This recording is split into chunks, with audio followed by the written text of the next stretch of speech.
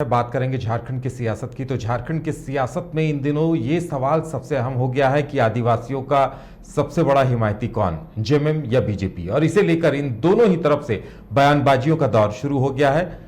आप देख सकते हैं टीवी स्क्रीन पे कि किस तरह से आदिवासी सेना सड़कों पर उतरी और बीजेपी के नेताओं को घेरा कि पंजाब में जो घटना, मध्य प्रदेश में जो घटना हुई थी उसे लेकर। और उसके बाद बाबूलाल मरांडी ने सवाल खड़े किए हैं कि हेमंत सरकार आदिवासियों की कितनी हितैषी है, सबसे पहले वो बताए। उन्होंने रूपा तिर्की का मसला उठाया, उन्होंने गौ तस्करों की तरफ से मारे गए संध्या टोपनो का मामला उठाया और भी कई ऐसे मामले उठाते हुए सवाल खड़े किए हैं और सवाल पूछा है। जाहिर सी बात है इस मुद्दे पर सियासत आने वाले दिनों में और तेज होने वाली है।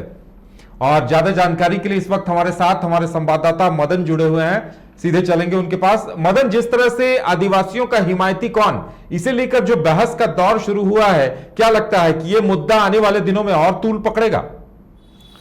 देखिए, दो चीजें जो है एक साथ हुई है। एक तरफ जब बीजेपी ने बाबूलाल मरांडी को आदिवासी चेहरा के तौर पर राज्य का कमान सौंपा और प्रदेश अध्यक्ष नियुक्त किया, ठीक उससे 2 दिन पहले मध्य प्रदेश की जो घटना है उसने बाबूलाल को घेरने का मौका दिया। जो सत्ता में यहाँ पर पार्टियां हैं उनके निशाने पर बाबूलाल मरांडी आए और आदिवासी समाज के लोग कुछ सड़क पर उतरे। हालांकि जो लोग सड़क पर उतरे थे, बीजेपी कार्यालय का घेराव करने के लिए उतरे थे, उसको बाबूलाल मरांडी ने सीधे ट्वीट करते हुए ये कहा कि जो लोग सड़क पर उतरे थे वो बीजेपी के खिलाफ नहीं थे बल्कि वो जमीन दलाल थे। और ऐसे में जो आदिवासी की हिमायती होने की बात करते हैं वो लोग जाकर के मुख्यमंत्री हेमंत सोरेन के आवास को घेरे और तब जाकर के ये बताया उनको कि किस तरह से इस राज्य में 4 वर्षों में आदिवासी महिलाओं के साथ, आदिवासी परिवारों के साथ किस तरह से अत्याचार हुए हैं। जो घटना घटी है, चाहे संथाल के क्षेत्र की घटना हो या फिर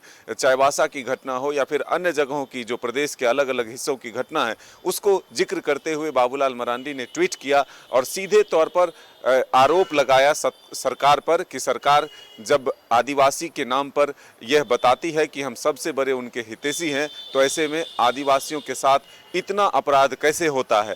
और अगर अपराध होते हैं तो ये लोग जो कल सड़क पर उतरे थे वो उनके आवास का घेराव करने क्यों नहीं जाएंगे, क्यों नहीं जाते। तो अब ये बड़ी बात है कि जो हिमायती की बात करते हैं वो फिर असली चेहरा उनका अब सामने आया। अब वहीं देखिए, जेएमएम की तरफ से बाबूलाल मरांडी को ये कहा जाता है कि बाबूलाल मरांडी आदिवासी के नाम पर सिर्फ राजनीति करते हैं बल्कि उनके उत्थान के लिए कोई काम नहीं करते। बाबूलाल मरांडी को प्रदेश अध्यक्ष जो बीजेपी ने बनाया वो सिर्फ अपने पार्टी में नेता के अभाव होने की वजह से कि कोई आदिवासी चेहरा उनके पास नहीं है।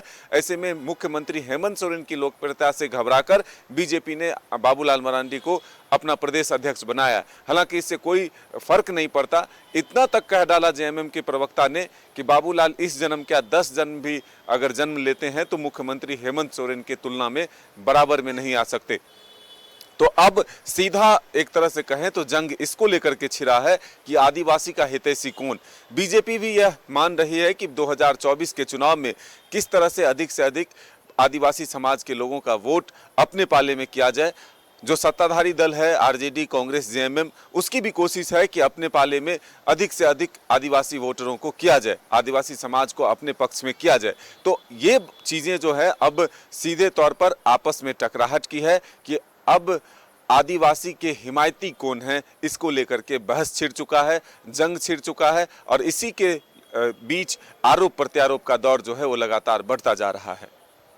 बिल्कुल मदन, यानी ऐसा लगता है कि अगर सत्ता पक्ष हमला बोल रहा है या सत्ता पक्ष सवाल खड़े कर रहा है तो विपक्ष के पास या बाबूलाल मरांडी के पास ये कहने को है कि एमपी में घटना हुई तो सख्त कार्रवाई भी हुई, घर पर बुलडोजर चलाया गया और कई सख्त एक्ट, कड़े कानून लगाए गए। लेकिन बाबूलाल मरांडी भी जो सवाल उठा रहे हैं, अगर ऐसा ही इसी तरह से सवाल खड़े होते रहे तो जाहिर सी बात है कहीं ना कहीं दोनों को ही जवाब देना भी मुश्किल होगा। बिल्कुल, देखिए जिस तरह से मध्य प्रदेश में घटना घटी है उसके बाद बाबूलाल मरांडी ने यह भी कहा कि वहां सरकार काम कर रही है, कानून अपना काम कर रही है और जो उचित कार्रवाई है, जो प्रशासन के द्वारा जो कठोर सजा है वो अवश्य दिलाए जाएंगे। वहीं मध्य प्रदेश के मुख्यमंत्री ने उस व्यक्ति को अपने आवास पर बुलाकर उनके पैर को धोआ और उनको तिलक लगाया और उनसे माफ़ी भी मांगी। तो एक तरफ यह कोशिश ज़रूर की जा रही है कि जो बीजेपी के कार्यकर्ता या नेता ने जो अपराध किया है उसको लेकर के डैमेज कंट्रोल तो किया ही जाए, साथ ही जो अब उसको लेकर के चाहे विपक्षी पार्टियां हो या फिर जो आदिवासी समाज के लोग सड़क पर उतर रहे, उस पर बीजेपी मुखरता से यानी कि बाबूलाल मरांडी फ्रंट फुट पर आकर के सीधे तौर पर वार जो है सरकार पर कर रही है, उन लोगों पर कर रही है जो सड़क पर उतरकर बीजेपी के कार्यालय को घेराव करने के लिए पहुंचे थे।